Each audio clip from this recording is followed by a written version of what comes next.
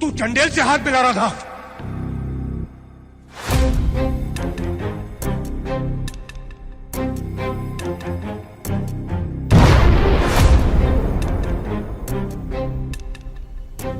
रुक जाओ।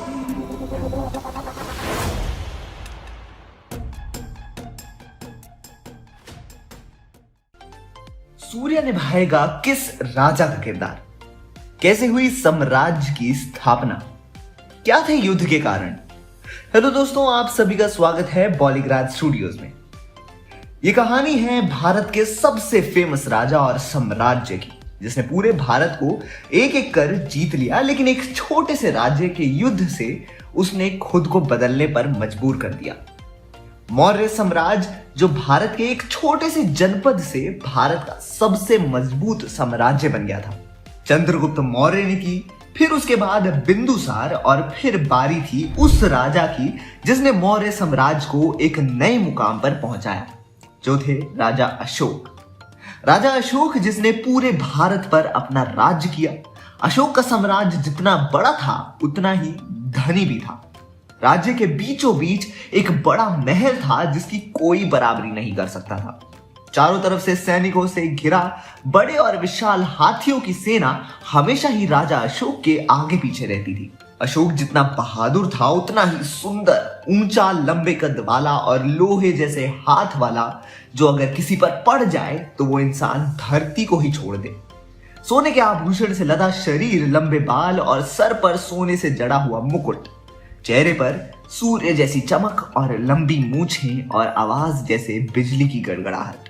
वहीं दूसरी तरफ महारानी देवी, जो फूल जैसी कोमल, पंखुड़ी जैसी उनकी त्वचा, बड़ी बड़ी आंखें, पतले से होंठ, जिस पर हमेशा एक सुंदर सी मुस्कुराहट रहती थी, जो अशोक की तीनों पत्नियों में से उनकी सबसे प्रिय थी।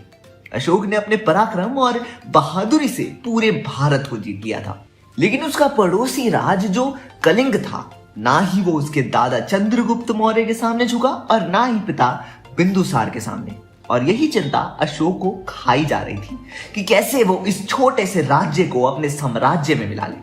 कलिंग पर अपना राज्य जमाने का सबसे बड़ा कारण उसका समुद्र से घिरा हुआ होना था, जिससे अशोक के साम्राज्य में और भी समृद्धि लाई जा सकती थी।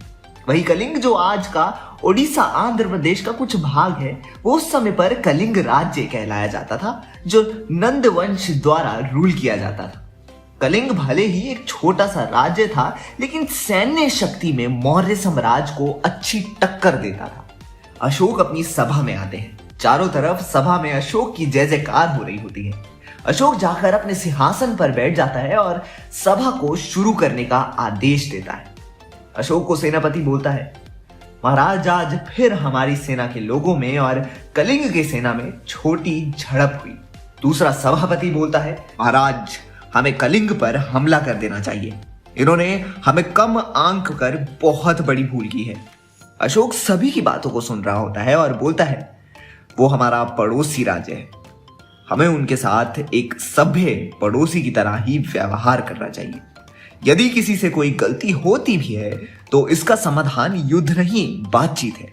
मैं चाहूंगा कि हमारा एक दूत उनके साम्राज्य में जाए और वहां के राजा कलिंग के लिए हमारा एक पैगाम ले जाए।